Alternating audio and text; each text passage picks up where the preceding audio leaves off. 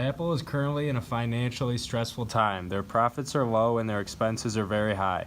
They expect to secure their financial position with the release of the new iPhone, but they need to stay in business until then.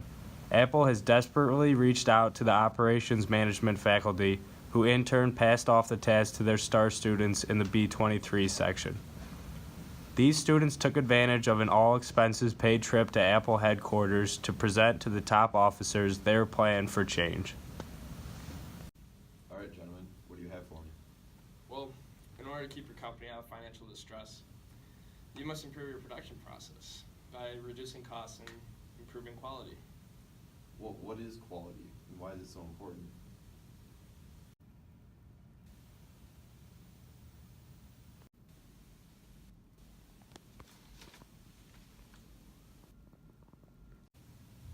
What, was that a stupid question? Well, quality refers to the ability of a product or service to meet or exceed the expectations or requirements of the customers. The definition of quality is often different based on who is defining it. So this can make it difficult to find one universal definition for quality.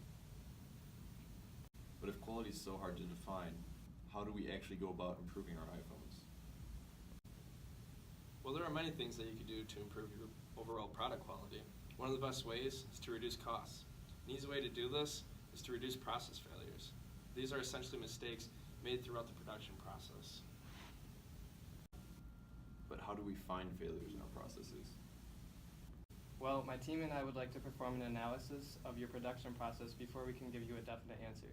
If you give us some time to research, we will meet again and go over our findings. Well, that works for me. We'll meet again in a few days and discuss what you have found. Good luck.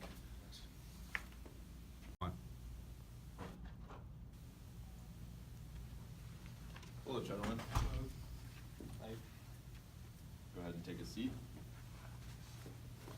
Now, over the past few days, what have you found for me? Well, we created this Pareto diagram, and this demonstrates the most important causes of the process defects. In order to do this, we collected data on the number of defect occurrences as well as the associated defect types. These are shown by the differing heights of these bars. So what can we change to reduce our costs? So if you look at the graph, your number one cost is the defects found in your raw materials. A good way to lower your costs is to order from a more reputable company. Another thing to keep in mind would be to add multiple quality checks throughout the process in an effort to catch the defects before the process is finished. This approach will help reduce input times into defects and will also prevent defects from being sent to the customers. When a defective product is sent to a customer, it's considered an external failure, and it's much more costly than an internal failure. So what exactly is the difference between an internal and external failure? An internal failure is a mistake or defect that occurs and is caught before the product ships, while an external failure is a defect that is discovered by the end user. Because an external failure only occurs after the item is sold, it is much more costly to resolve and harms the company's reputation much more.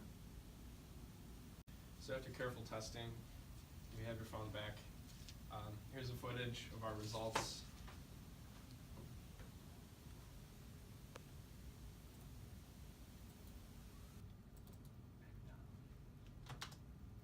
So Apple gave us the new iPhone P. It's called the iPhone P because it's as thin as paper. Very, very light. To fit in your pocket fairly well. It's actually really long, but looks like it's really functional. But we're going to test its durability.